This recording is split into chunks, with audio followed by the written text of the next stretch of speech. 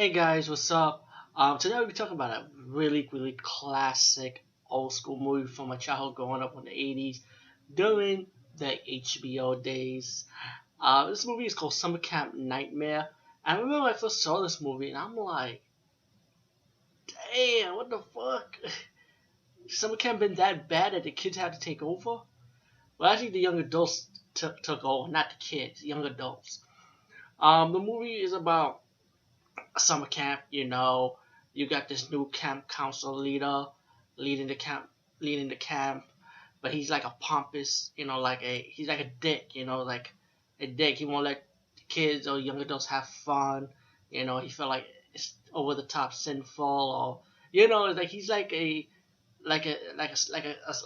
strict older guy, pretty much like that. And the lead camp council leader, the director would say, was played by Chuck Connors. I hope I got his name right. He's an old school actor back in the days, and he was also in the Werewolf TV series back in the Fox 5 days, and he passed away years ago though. But good actor though. Um, as the movie progressed, like the young adults are getting annoyed by the strict director. He's being too much of a dick. So one of the head counselors decided to organize a revolution. Like they're gonna take over the camp. But also, let me just say, in the story mode, the director, like, you wanted him dead anyway.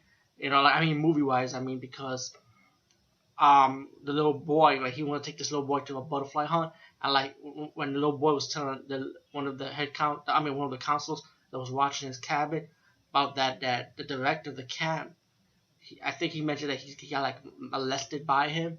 So yeah, that was like in the storyline, By the way, this was also was based on the book called Butterfly Revolutionary, I think it was called. I never read the book, to be honest with you, so I'm going by the movie, what I know about it. Well, But yeah, when I heard about that storyline mode, I was like pissed off, man. Like, you wanted this guy, you wanted the director dead, for what he did to the little boy. But he gonna get what he deserves, later on.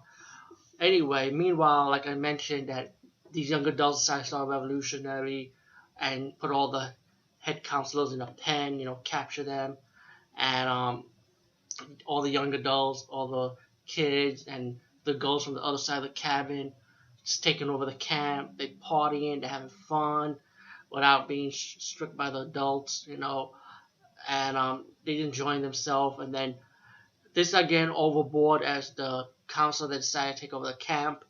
That leadership went over his head. He's really running the camp like a dictator. Like, relax. One of the one of the counselors realized, this is over the top. This is way too long.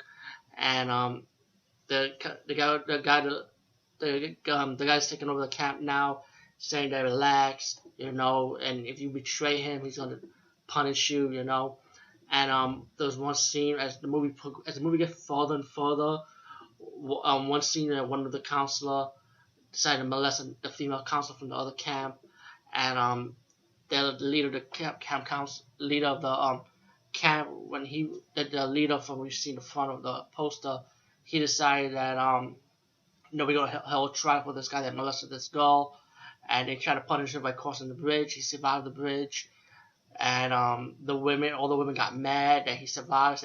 So they decided to pick him up and decided to have their own justice, But I also forgot, before that scene, the Chuck Connors character, the director of the camp, and when he was captured, they decided to punish him by having like this girl like dance around him, and then the leader who took over the camp told him, take him outside, take him back to his pen.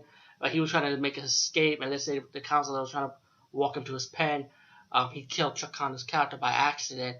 So the director, the molester, the little boy got what he deserved. He's dead. So let me say that, And that's just the character, by the way, not real life people. Don't get the wrong idea, But besides, as the movie moved forward, the nerdy kid that was like narrating throughout this whole movie, he tried to make a phone call and trying to like say, hey, this camp is getting out of hand, pretty much.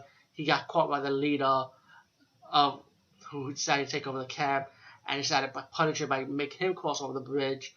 And one of the counselors, the hero of the movie, pretty much, like, they were like to him this is all wrong that needs to be stopped. He decided to come in and save the boy, and all the other campers have their own revolutionary to battle the other campers that want to like take over the camp pretty much, and realize this is over the top. They start fighting it out. The cops decided to come in and not arrested people. They arrested the leader, but they decided to put everybody in interrogation, and that's when you get the kid with his tape recorder, and you find out what really happened at this camp. And pretty much the school buses come in, and all the kids are going to the school bus to go home pretty much. But you know, it's like I enjoyed this movie, but at the same time, it's like a what the fuck moment, because like, what you telling me there was no cops to like notice anything wrong with this camp? Like they come at the last minute, and you be wondering like who called the cop? You know, like who called the police officer to come in finally at the last minute? I mean, if they remake this movie now, it would be too easy because they can use their cell phones, you know. But anyway, besides that, Summer Camp Nightmare, enjoyable to watch. Check it out. Definitely an 80s cult classic, I would say. PCI's